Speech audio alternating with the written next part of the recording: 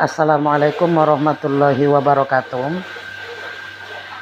Salam perkenalan kembali dari kami dari Ahmad Hussein untuk menjawab beberapa pertanyaan yang ada di Twitter, WA, Instagram, dan Facebook dari kami yang ilmunya nggak seberapa, tapi akan mencoba menjawab pertanyaan tersebut secara umum aja, garis-garis besar.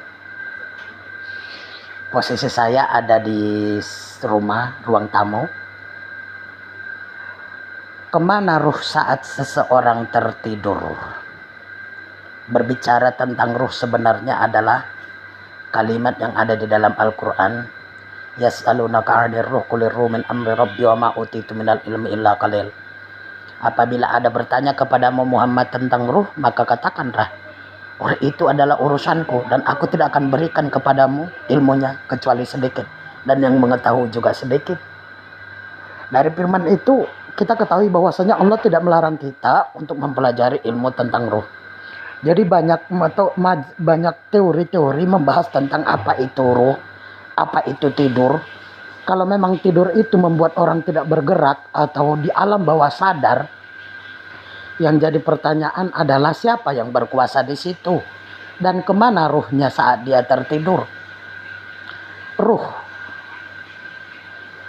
secara teori yang disebutkan oleh manusia, ada yang mengatakan ruh itu ada 9, boleh. Silahkan saja mau berapa aja. Pemimpin dari segala ruh itu disebut dengan ruh idhofi. Ruh tersebut ada di dalam jasad kita, membaca keadaan badan kita. Apabila ada sesuatu yang sakit atau saraf yang tegang yang membuat ruh tersebut tidak nyaman ada di dalam. Jadi apabila badan terlalu lelah, sebenarnya ruh itu akan berkomunikasi dengan badan bidang apa dia lelah. Apakah lelah karena berpikir, atau lelah karena mengeluarkan tenaga, atau lelah dalam bidang-bidang yang lain. Kesimpulannya adalah lelah. Maka ruh tersebut akan membaca situasi badannya. Ketika kata lelah itu muncul, maka ruh itu akan keluar dari badannya, tetapi tidak ruh semuanya. Ada namanya ruh rewani. Ruh yang keluar tersebut, kalau dia masih ada di batas penciuman hidung sesuai dengan hadis yang diriwayatkan oleh satu sahabat Rasul, maka dia akan tidak jauh dan tidak akan bermimpi. Tetapi, dan juga dengan catatan, tidak ada saraf yang terlalu tegang atau saraf yang tidak dalam keadaan baik. Jadi saraf yang terlalu tegang atau ada pikiran psikologisnya yang masih terngiang-ngiang di pikirannya, atau yang sudah pernah dia lakukan pada masa sebelumnya, maka ruh tersebut, ruh idhofi akan menyuruh dia untuk kembali mengulas perjalanan-perjalanan hidupnya. Berarti saat manusia tersebut tertidur, maka ruh itu akan mengulas, dilatasi waktu atau dilatasi ruang, mengulas zaman dia kembali di mana saat dia melakukan hal tersebut. Maka saat itulah dia bermimpi.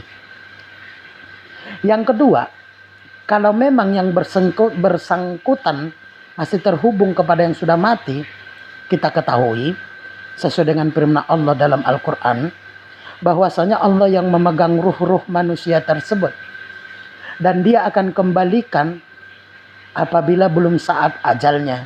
La yastakhiruna sa'atan wa la yastaqdimun, kalau Allah bilang.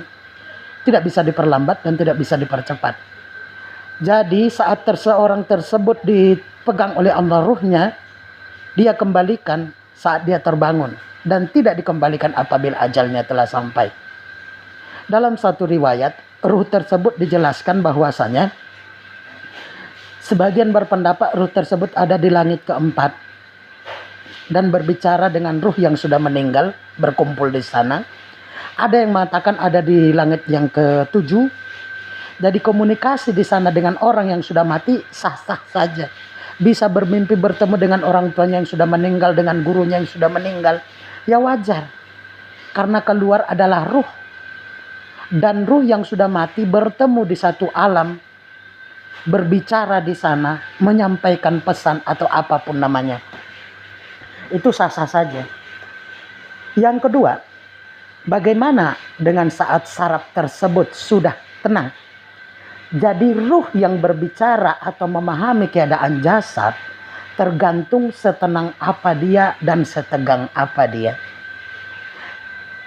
Jasad apabila dalam keadaan sakit terlalu parah atau suntuk yang berlebihan, kemungkinan besar dia tidak akan bermimpi. Tetapi ruh tersebut akan membaca daerah-daerah saraf mana yang menjadi pemikiran. Satu persatu dia akan mengulas dan akan disuruh ruh idopi untuk mengulas kembali ke zamannya. Berarti kemana ruh saat orang tersebut tertidur? Jawaban sederhana. Kemana pikirannya paling banyak dalam keadaan kondisi masih stabil dan tertentu yang masih bisa dalam keadaan positif? Itu jawaban pertama. Maka ke situ larunya. Dan apabila tidak ada pemikiran yang masih dalam keadaan hal wajar, maka ruh tersebut kembali kemungkinan besar ke langit yang keempat atau ke langit yang ketujuh. Dan ruhnya dipegang oleh Allah dan diawasi oleh al-maut. Al-maut tersebut adalah pembatas antara kehidupan dan kematian. Makanya Rasul bilang an-naumu ikhwatul maut. Tidur itu saudaranya mati. Bukan mati, tetapi menyerupai mati. Kenapa disebut menyerupai? Karena ada ruh yang keluar dari jasadnya. Tapi ingat, tidak semua ruh yang keluar. Kalau semuanya ruh, maka dia akan mati total. Dan karena yang keluar adalah sebagian, maka dia adalah saudaranya mati atau mirip dengan yang mati karena ada ruh yang meninggalkannya. Kemana dia pergi? Saat pikiran sarafnya itu terkontaminasi, umpamanya berpikir kepada satu tempat, maka ruh tersebut akan mengulas zaman di sana. Makanya alangkah baiknya saat seseorang dalam keadaan kondisi pikiran psikologi yang masih kuat. Bagi Islam dianjurkan ada beberapa hal. Yang pertama, mengambil wudhu sebelum dia tertidur. Yang kedua, mencoba menenangkan sarafnya dengan zikir napas mungkin, atau tasyakur kepada Allah, atau dengan hal-hal yang bisa membuat dia tenang, membuat dia nyaman. Kemudian hendaklah seseorang mau tidur itu setelah berwudu tadi berdoa kepada Allah dengan doa ya banyaklah doa yang dianjurkan oleh Rasul. Bisa saja dengan doa-doa yang lain yang diajarkan oleh guru-guru yang banyak, atau dengan cara membaca Al-Fatihah, kuluhanlah 3 kali, kulullahu ahad, Qul a'udzu birabbil falaq, qul a'udzu birabbin nas, dan selawat 3 kali dan ditutup dengan ayatul kursi, Allahu la ilaha illa huwal hayyul qayyum sampai habis. Kemudian baru tertidur. Atau sebelum dia berbaring dengan mengipaskan tempat tidurnya 3 kali dibersihkan. Karena satu riwayat mengatakan bahwasanya kita tidak tahu apa yang ada di sana. Kemudian dia tertidur dengan caranya Rasul. Saat tertidur, kita mungkin ingin tahu apa mimpi kita sebenarnya. Di sini bisa dijawab sederhana. Saat dia terbangun, hendaklah juga dia berdoa dulu kepada Allah. Segala puji bagi Engkau ya Allah, sudah menghidupkan dan sudah mematikan. Atau dengan zikir subhanallah walhamdulillah wala ilaha illallah wallahu akbar wala haula wala quwata illa billahil azim. Kemudian tarik napas tenang. Seperti menarik napas, zikir napas. Rasakan karunia Allah itu ada di badan. Rasakan keagungannya, rasakan kekuatan Allah ada di badan. Kemudian berterima kasihlah kepada Allah telah mengembalikan ruhmu. Dan coba bersahabat dengan ruh yang sudah kembali itu. Pesan hujjati apa yang akan dia sampaikan kepada kita. Mana tahu saat kita tertidur ada pesan-pesan yang ingin disampaikan dan kita lupa. Kemudian silahkan minum air putih kalau dalam keadaan tidak puasa. Kalau puasa jangan, karena itu bisa membatalkan. Maaf bercanda dikit. Selanjutnya bisa aja dengan cara setelah kita minum air putih, jangan langsung berdiri. Duduk dulu tenang, membayang, merasakan karunia Allah. Baru kita berjalan. Dengan cara begitu, dengan bersahabat dengan ruh yang ada di badan kita, kita akan tahu pesan-pesan apa yang ada saat kita tertidur, atau apa yang terjadi saat kita sudah benar-benar bangun. Karena orang yang tertidur adalah orang yang mukanya benar-benar ikhlas, yang tidak dibuat-buat. Itulah wajah aslinya. Itulah saat mukanya mati. Tetapi ingat, dengan ruh yang masih ada di jasad tersebut, karena tidak semuanya kembali, kita bisa tanya, apa yang terjadi di sekitar kita saat kita tertidur? Apa yang terjadi saat kita tertidur?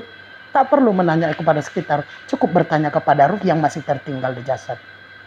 Dan apa yang akan terjadi?